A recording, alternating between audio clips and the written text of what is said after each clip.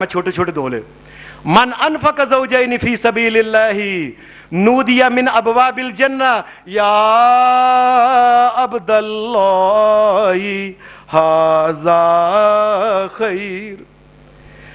فرمایا جو اللہ کے راستے میں دو دیتا ہے نا، جنت کے 8 دروازوں کے باہر اوپر جو چوکیدار فرشتے کھڑے ہوں گے، ہر فرشتہ یہ کہے گا اور مومن ادھر سے گزر، تیری مہربانی، ادھر سے گزر، ادھر سے گزر. جو 2 جانور کرتا ہے کوئی بات نہیں، کوئی 2 سیر کا جانور ہو کوئی بات نہیں، اس میں کوئی نقص اگر اس میں نہیں، شرائط پوری ہیں، آپ ککڑ کے برابر بھی کر لیں کوئی بات نہیں، کوشش کریں کہ 2 کریں، زیادہ سے زیادہ قربان. اصل میں یہ ہے کہ زیادہ سے زیادہ جانوروں کے اوپر بسم اللہ واللہ اکبر، اللہ اکبر، اللہ کی کبریائی کی جو ہے یہ ترانے گائے جائیں، دنیا کو بتایا جائے اس پوری کائنات کا مالک و مشکل کشا ایک اللہ ہے بس. پھر شریعت نے ایک بات اور کہی ہے کہ یہ جو قربانی ہے اتنا آسانیاں دینے کے بعد اگر کوئی نہیں کرتا تو نبی صلی اللہ علیہ وسلم نے یہ بات کہی ہے، فرمایا من وجد ساعة فلم یضح فلا یقربن مصلانا. جو آدمی قربانی کر سکتا ہے لیکن قربانی نہیں کرتا، وہ آدمی اس قابل نہیں کہ محمد رسول اللہ کے پیچھے نماز بھی پڑھ سکے، ہمارے عیدگاہ کے قریب نہ آئے. وہ آپ نے غور کیا ہے کہ نجران سے عیسائی آئے تھے، عیسائی رسول اللہ صلی اللہ علیہ وسلم جس مسجد میں نماز پڑھتے تھے آپ نے اسی مسجد میں ان کو ٹھہرا کے کہا ادھر عبادت کر لو، تم جو کرتے ہو. وہ محمد رسول اللہ کی مسجد میں عبادت کر سکتا ہے لیکن جو آدمی اس میں طاقت ہے قربانی نہیں کرتا، اس کو حکم ہے کہ وہ اس ہماری عیدگاہ کے قریب قریب سڑک ہے نا عیدگاہ کے قریب، اس سڑک میں سے بھی وہ نہ گزرے. اس لیے محمد رسول اور یہ اس قابل ہی نہیں محمد رسول اللہ کے پیچھے نماز پڑھے، یہ اس قابل ہی نہیں ہے محمد رسول اللہ صلی اللہ علیہ وسلم کا خطبہ اپنے پیارے کانوں سے سنیں اور ان کی زبان سے نکلنے والے الفاظ کو سنیں، یہ اس قابل نہیں ہے. اور یہ اس قابل نہیں ہے کہ جب خطبہ ہو، خطبے کے بعد جب دعا کی جائے تو یہ دعا محمد رسول اللہ صلی اللہ علیہ وسلم کی دعا میں شریک ہونے کے قابل نہیں ہے. اور جا کے سنبھالے پیسے، اپنے مال سنبھالے، اپنا سونے چاندی کے ٹھیر لگائے، لے جائے ان کو قبر کے اندر لے جائے، نکلے باہر یہاں سے اگر قربانی نہیں کرتا تو وہ جا کے سونا چاندی سنبھالے. امتی محمد رسول اللہ صلی اللہ علیہ وسلم کا، اور جو محمد رسول اللہ کا مشن تھا کہ دنیا کے اندر اللہ کی توحید کو قائم کیا جائے، یہ اللہ کا نام لینا پسند نہیں کرتا، نکل جائے یہاں سے، ہماری عیدگاہ کے قریب نہ جائے وہ. پھر شریعت نے کچھ باتیں کہی ہیں کہ یہ جو قربانی ہے، کئی لوگ قربانی کے جانور کے اندر عقیقہ کر لیتے ہیں. یاد رکھے قربانی کے جانور کے اندر کوئی عقیقہ جو ہے نا یہ شرعاً نہیں جائز، نہیں جائز، نہیں جائز. یہ اللہ کی شریعت میں کوئی ایسی بات نہیں، قربانی صرف قربانی ہوتی ہے.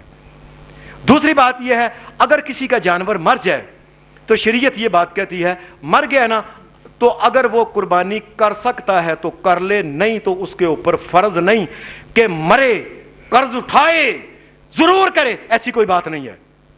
سادہ سی بات ہے کہ اگر کر سکتا ہے تو ضرور کرے. اور جو آدمی حج پہ جا رہا ہے یا حج کر رہا ہے، حج کی قربانی ہدی الگ ہے اور عید الاضحیٰ کی قربانی یہ الگ ہے. یہ نہیں کہنا کہ میرے ابا جی حج کرنے پہ گیا ہوئے وہاں انہوں نے قربانی کرنی ہے، وہ حج کی قربانی ہے. عید کی قربانی جو ہے یہ الگ قربانی ہے، یہ بات یاد رکھیں. اور چوتھی چیز یہ ہے، عام طور پہ لوگ کہہ دیتے ہیں میں 2 قربانیاں کر رہا ہوں، ایک میں کر رہا ہوں نبی پاک کے نام کی، ایک حضرت علی کے نام کی، حضرت حسین کے نام کی، ایک فلاں. ہماری شریعت میں اللہ کی قسم کوئی ایک حدیث بھی ایسی نہیں، کوئی ایک حدیث بھی ایسی نہیں جس میں یہ بات آئی ہو کہ دنیا سے جانے والے فوت شدگان کے لیے قربانی ہو. اللہ کی شریعت میں کوئی ایسی کسی قسم کی یہ حدیث نہیں ہے، کوئی حدیث نہیں.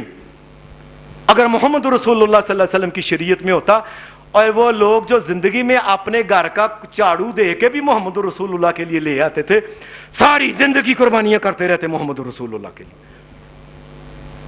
وہ تو جانیں قربان کرنے والے تھے، جانور قربان کرنا تو کون سی بڑی بات تھی. جب ان کو پتا تھا محمد رسول اللہ نے بتایا ہی نہیں ہے، اس لیے انہوں نے نہیں. اللہ کے فضل سے اس کے بعد جانور آپ نے لیا ہوا ہے، عید کا دن آئے، آپ صبح صبح اٹھیں اور اس کے بعد نماز تو آپ نے پڑھنی ہے، جو بے نماز ہے وہ قربانی نہ کرے، یہ بات سمجھ لیں، اس کا کوئی حق نہیں ہے. وہ اپنے اندر کے فرعون کو ذبح نہیں کرتا، لیلے کو ذبح کرتا ہے. اندر اس کا فرعون جو اللہ کے سامنے نہیں چکتا، نماز نہیں پڑھتا، اس کی گردن توڑتا نہیں، جانور کی گردن کا من کے توڑتا پھرتا ہے.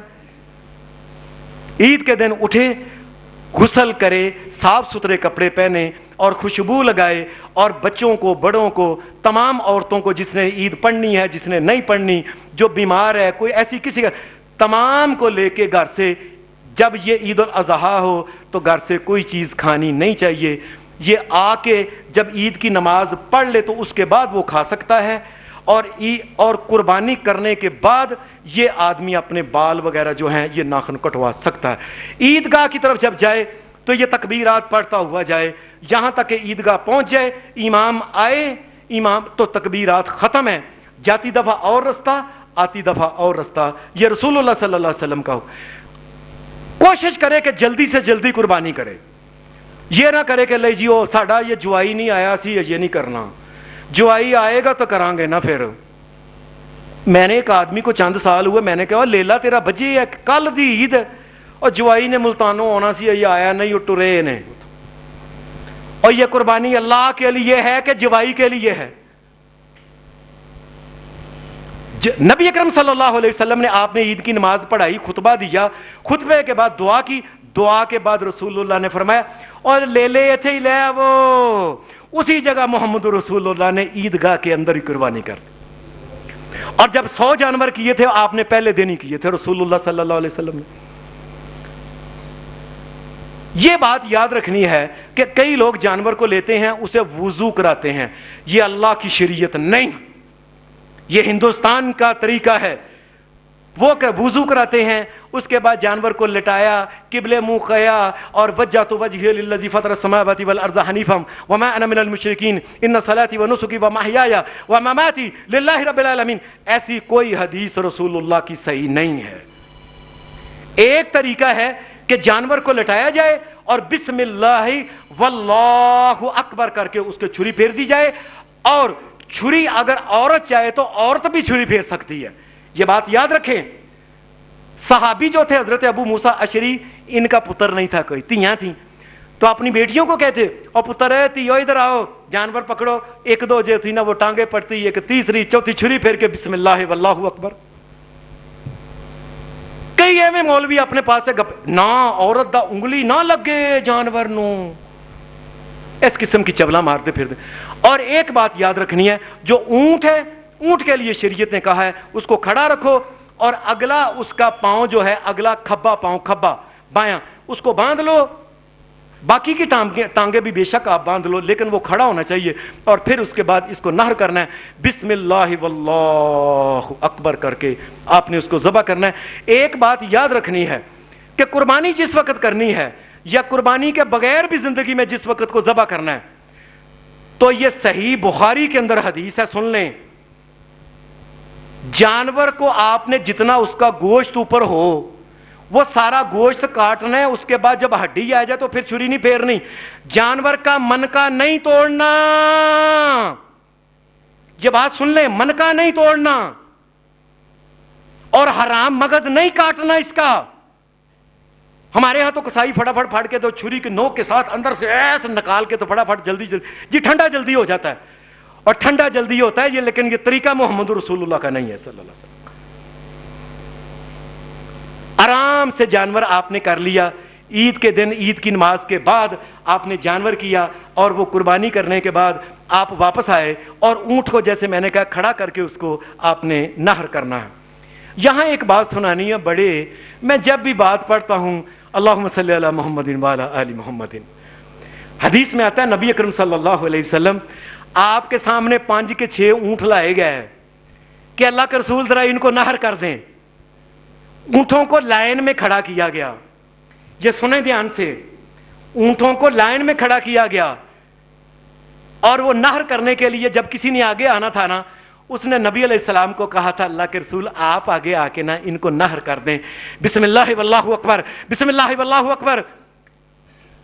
اور اونٹوں نے دیکھا ذبح اور نہر کرنے کے لیے محمد رسول اللہ آئے ہیں آگے.